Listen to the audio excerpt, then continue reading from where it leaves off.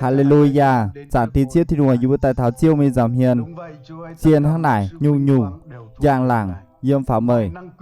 Mình hơi nhung mình nhây khá sẽ dâm chiếu tài. Chiếu à, thố bong như bình hiếu. Bùn như bình nhây góng mảng phá chiếu thì nùng. Bùn như bình thanh chiếu thì nùng. Mời xây như bình nhây chàng mảnh. Chiên nhây. Bùn như bình nhây hiếu khỏi gọi như bình hiếu cảnh. Bùn như bình chúa sinh linh. Giờ tại thảo như bình dâm yên hỏi này. Bùn mày hua thảo như bình nhây hiếu. Bùn mày trỏ lồng tông như bình nhây hiếu mùn với tầy. Chiếu à, thố mày. Chiếu mà tài bùn mày tốt chip giang lạc. Chiếu thì nùng nhây giang lạc. Chiếu năm chỉ với tại thảo chiếu mày giảm hiền. Thố chiếu bùn sinh linh dâm mày nhây vả. Bùn dìa con chiếu như vả. Chùn tổ bùn miền mô tỏi muông chiếu như vả. Bùn chiếu như vả. Thảo sinh linh có hiển như bây sẽ chẳng như bây lánh trình chiêu như bây dâng nó che hổ dâm chiêu như bữa như bây thành chiêu mày như bây thành chiêu mày như bây cam hiếu tào cáo tên Giê-xu như bữa. Amen. Amen. Amen. Lánh trình ca đoàn ạ trước khi bút chuối dễ nó bữa thố phu bùn cái hên như miệng ạ bút trụ thố phu bùn dâm cái hên tới bữa bia làm miệng ạ. Hallelujah.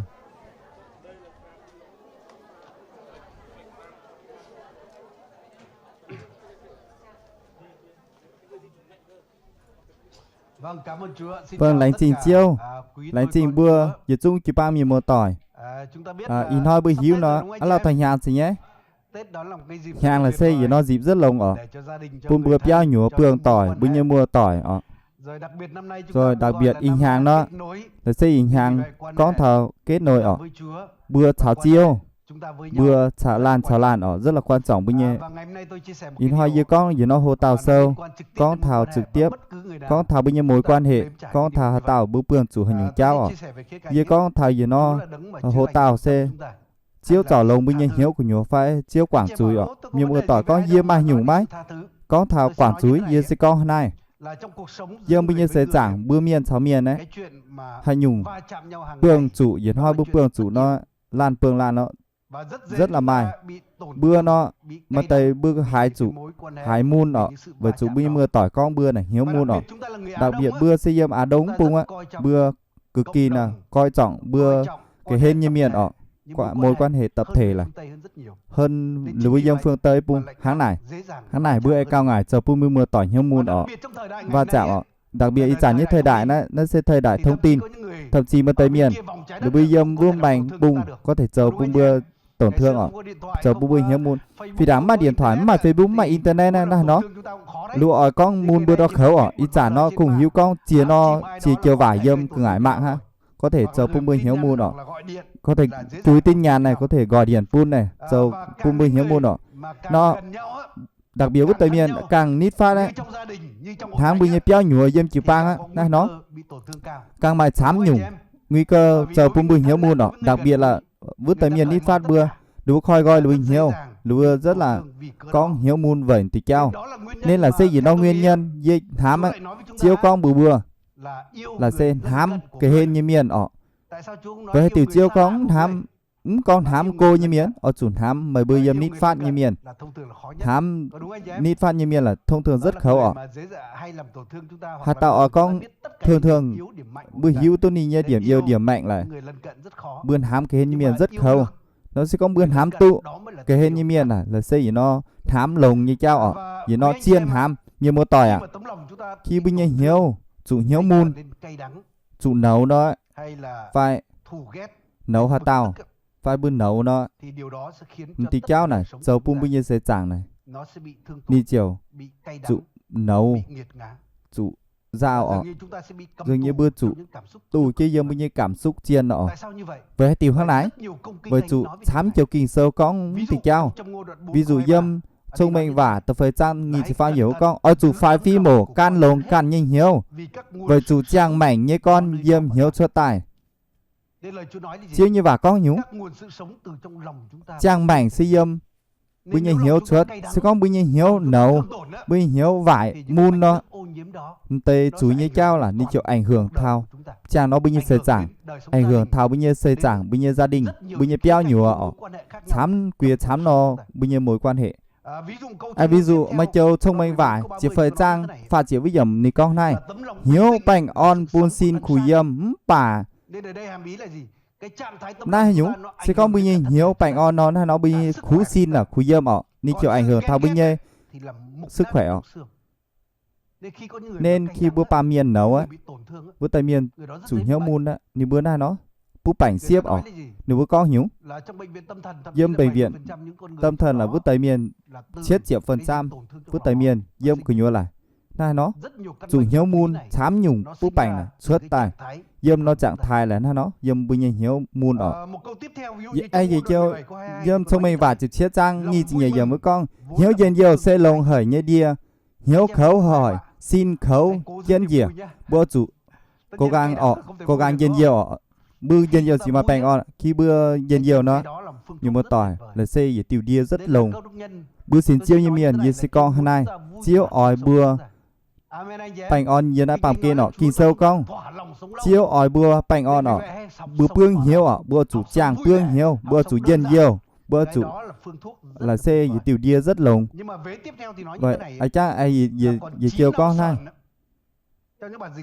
sám bản gì con bây nhiêu linh vườn đấy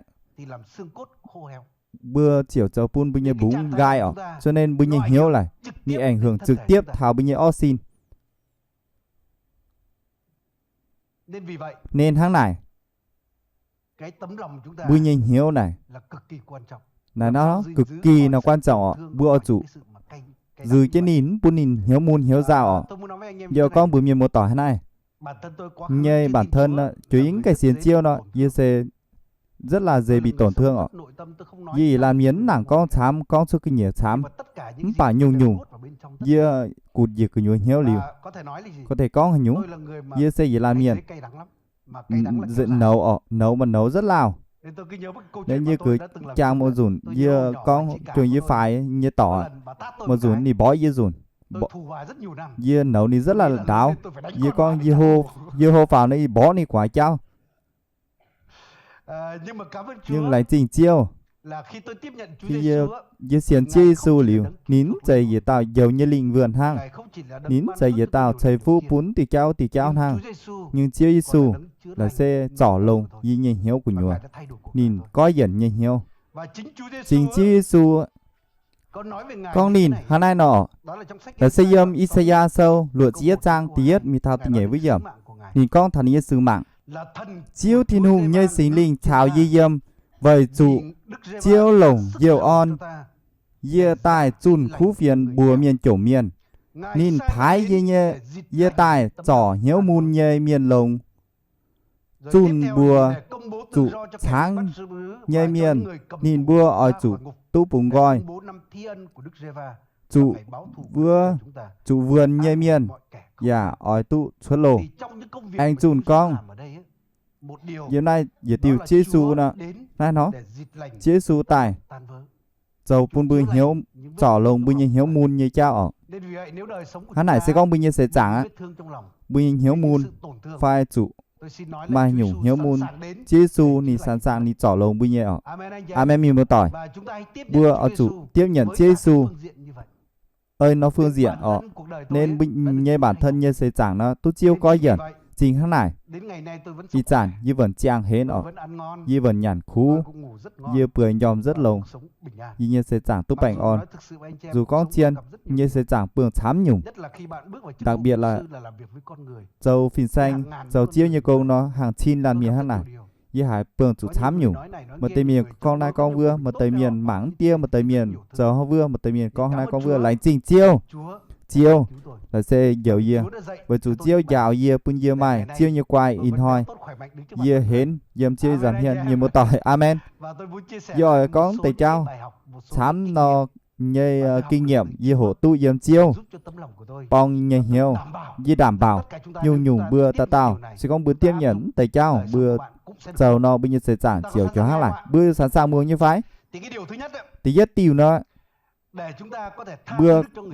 có thể quảng chuối pun phải làm miền đấy bây giờ hiếu phải chờ pun bươi hiếu môn đó tí nhất nó bữa chủ hiếu chiếu thiên hùng quảng chuối pun bươi hang hải nọ khi bữa hiếu nó chiếu quảng chuối bữa nó từ bữa chui miền bữa mai nhung lồng địa từ với tây miền nấu chiếu thiên hùng là sen chuối như bữa đi từ lúc bứng cái hiếu chiêu bữa tỏng chuối bây giờ sẽ chẳng chàng nó bữa châu bún chiêu nó bà chiêu quảng chuối bữa khi cảm nhận tu chiêu quảng chuối bún bữa nó chiêu hám bữa nó chiêu kho liền bữa nó châu bún bữa bữa có thể kho liền bữa có thể quảng chuối bún bẹ lan miền amen mi mơ tỏi bữa chủ mảng gì chiêu kinh sơ ạ là c yếm Epheso ở thời trang pha chỉ nhỉ với yếm ở đây lời Chúa nói như thế như này chiêu con này tao duôn lan oi chủ châu lông pun lan kho liên lan giả oi chủ quảng lan châu tổng lan nhê xỉ háng thi nung ký tủ quảng mấy bôi nhê chuối vừa nó mà chám chiêu kinh sâu con lại chiêu con nhúng bua chủ lan quảng lan nhê chuối háng thi nung ký tủ quảng chuối pun bưa nọ amen mi một tỏi thố con bữa mi một tỏi này bữa hiu chiêu thi nung quảng chuối pun bưa yếm chi su yếm hải như phái hỡi mi mơ tỏi khi chi su chủ tải yếm chiều giảng cha chiêu thi nung cho nình nhê đủ ton yếm chiêu Giêsu là thi nung quảng chuối pun bữa lùng đĩa bản miền nhỉ liềm với tay miền tỏng chuối với tay miền mắng tia với tay miền hiếu chiêu nhưng chiêu quảng chuối với chủ chiêu quyết định nên quảng chuối nên hang này khi chiêu giáo bùa cần ở chủ quảng chuối háng chiêu quảng chuối ấy bùa hộ hay lại hộ quảng chuối ở đôi khi bữa con này với quảng chuối vứt bún vứt tàu chơi nó bữa xì quảng với xì con bữa mì mỡ tỏi chiêu chờ bữa chờ nhung chiêu quảng chuối bún bữa mấy chờ ở một tấm miền con ôi yêu ở chủ nhầm chuối chiêu xì con bữa hiếu này nó hoàn toàn đúng ở chiêu quảng chuối bún bữa quỳ chi su cách này tu ý trình lầy nhà ở khi bữa nhầm chuối bữa xiên chiêu bữa chiều hiếu tụ quảng chuối như chào sẽ con chiêu quảng chuối bung bữa từ đảng nhỏ nên hàng này chiêu vẫn chàng yếm chào bữa nay pàm kên hàng tỷ làm miền dính hiếu sẽ con chiêu cũng quảng chuối bung bữa nó chiêu này nó yếm mảng tạo ông mai vấn đề mảng với tạo ông tư tưởng nai vừa mảng với tạo miến bên địa với tạo thì chờ không vừa chiêu này nó bừa dòm tu chiêu này nó dòm tu với nó tinh hình chiêu quảng chuối bung bữa là chiêu yếm bánh on bình thường sẽมีmột tỏi amen hắn này chiêu chủ dạo bữa ở chủ quảng chuối chiên nó khi bữa con thảo bữa ca bữa thảo chiêu nó chiêu quảng chuối bung bữa thảo với tay cháuมีmột tỏi tỏng chuối bung bữa nó cho tỏi gì nó câu với tao miền dụ cháu câu như miến quảng chuối mà tao miền can tàu ông chủ nhê béo là can ní nhằn chiệp xin ta lương ở nếu bước tính có tương đương khoảng 150.000 ngày lao động ở toàn tờ ông quảng chuối punin ta miền là duồn phương ní bạn bè cá nín ngam đủ hoi ha ở cá ní nhàn là nín bắt đầu cho tao vườn lồ quảng chuối pun tao nó cuối cùng bị hiu ở ta miền này ní chủ tờ ông chủ liu ni cho tài liu pun vườn bị lồ ở